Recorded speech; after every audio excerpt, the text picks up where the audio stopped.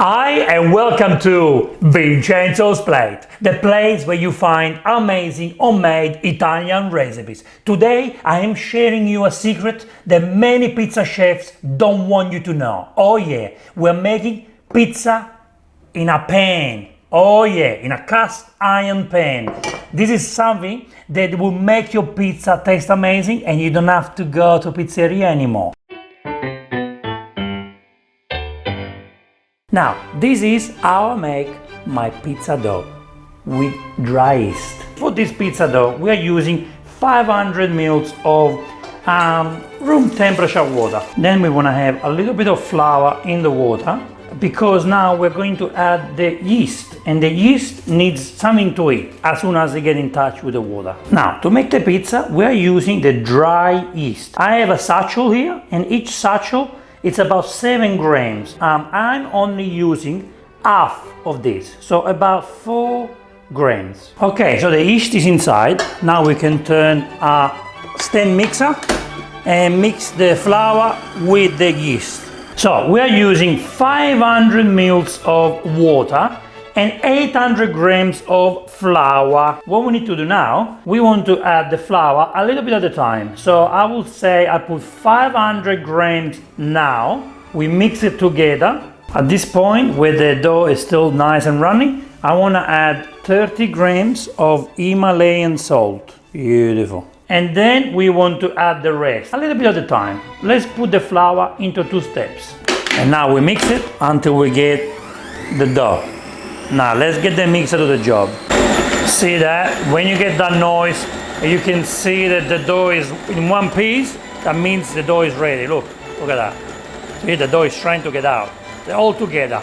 The flour, water, yeast, all combined together. But before we transfer the dough into the large mixing bowl, I recommend you to add extra virgin olive oil inside the mixing bowl because this will allow to make the dough a little bit softer and it doesn't stick to it. Yes, look how beautiful it is. Look how beautiful it is. Yes, baby. Okay, mix a little bit and look at the oil. See? That for me is the flavor. Ooh, the flavor in the dough from the extra virgin olive oil. Okay, what we're going to do now, we just mix a little bit.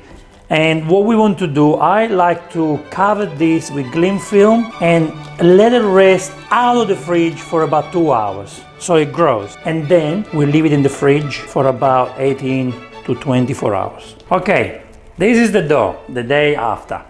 If you want to have the dough on the same day, make it in the morning for the night. But 24 hours, I think it always works for me. And look how beautiful this dough looks. Look at that. Oh, nice, moist. And now we have to make the little balls so we can make a pizza. Oh my God, look at this. Look how much it stretch. Now you put this on a kitchen bench or on a large board. And this is what we want to do. We want to cut this in half. Oh yeah, look at that. Look at that.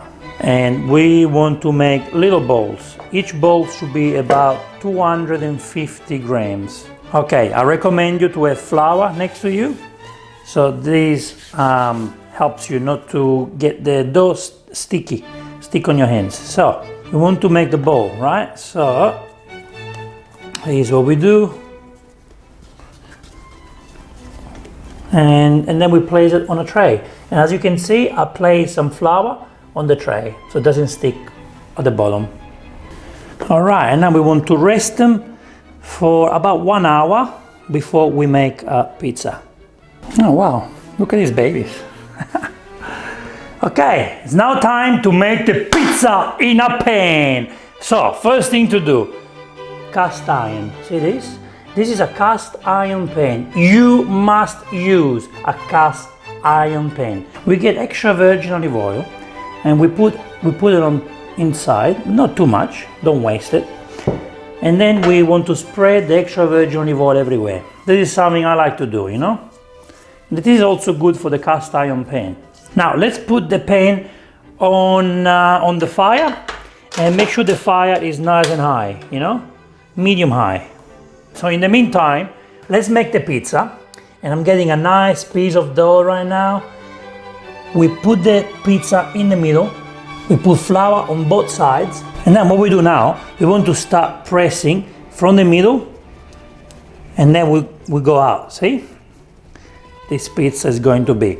You don't want to have a pizza, you don't want this pizza to be too large. You need to make the size accordingly to your cast iron pan, okay? This is what I like to do. I like to get my dough up in the air, up in the sky. So that way, I stretch it, I stretch the edges. And I think it's stretched enough to go in the pan. The pan is nice and warm. Turn this down a little bit because we don't want to burn the middle part of the pizza. And now we're going to put a pizza in there. And that's how we do it. That's how we do it. But now we have to be fast, guys. We have to be fast because we need to add the ingredients. So I've got tomato, and this is homemade Vincenzo's Plate tomato sugo. So I've got onion, carrot, celery, tomato sauce, and lots of love. We want to spread this everywhere. Then I'm going to add some nice mozzarella. I'm using dry mozzarella because it doesn't get the water out. So I've chosen the dry mozzarella. So feel free to go for the classic mozzarella or bocconcini. I'm making a margherita. Then we need to add the Parmigiano, beautiful Parmesan cheese.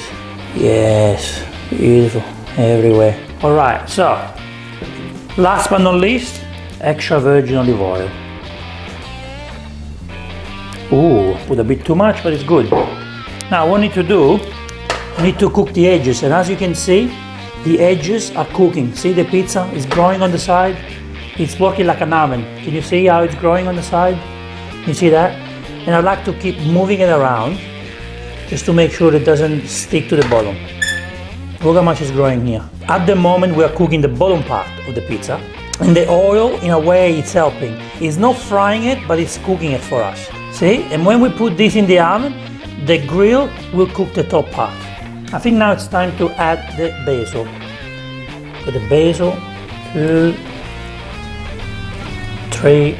All right, so this is what we need to do. We need to cook the bottom in the pan. So come and have a look. I want to show you because, this will tell you when it's time to put it in the oven. See the bottom part? It's still a bit yellow. We want the bottom part to get a nice golden color. Not yellow, but golden. And you want to be careful not to burn the bottom part. Oh my God, the smell, it's incredible.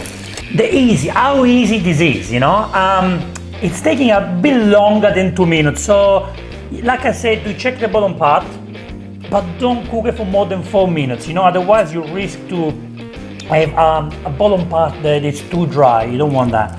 I think we're good at the bottom. It seems to be nice and cooked. It's golden. So now it's time to put it in the oven. When you cook the pizza in the oven, you want to leave the door open, so your house will smell like a pizzeria. Pizza! Oh yeah! We're cooking the pizza under the grill and not fan forced. So guys, once you put it under the grill, just keep an eye on it. Maybe 5 minutes, maybe more, maybe less, but that's what you want. That's the color that you want. Can you see? Cooked perfectly everywhere, on the top, on the edges. It's crunchy underneath. See that? See the color? That's what you want. Best way to finish off a pizza is with the beautiful fresh basil. Oh, it looks fantastic. And the smell, I don't know if this is a cheese factory or a pizzeria. All I know is that the smell in this house is incredible. Look how beautiful it is. Cooked to perfection. It's now time to do a taste testing. We need to make sure it tastes good, So, the pizza is there. Now we cut the pizza. Yeah, look at that. Look how beautiful it is. Look how stunning. Here are pizza, perfectly cooked pizza. Look at that. Look at the inside. Look at the beautiful bread that we have in there. Look how fantastic this is. Oh God, you guys can make pizza at home like a pizzeria. Yes, like a pizzeria. This is pizza amore. I have to have a piece. This is how simple it is to make a delicious pizza. Thank you for watching this show, guys. I will see you in the next Vincenzo's Plate video recipe. Please subscribe. E ora si mangia Vincenzo's plate.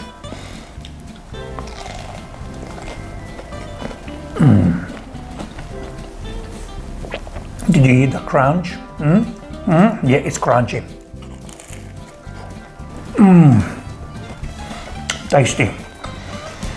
Yum. What are you waiting for? Make it right now!